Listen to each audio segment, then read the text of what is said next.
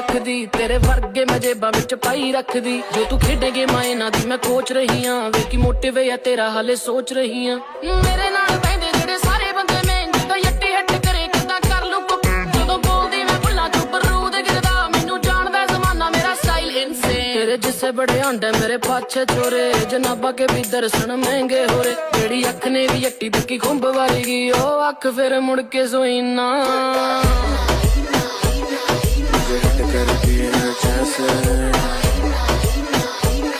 मुझे हिट करती है जैसे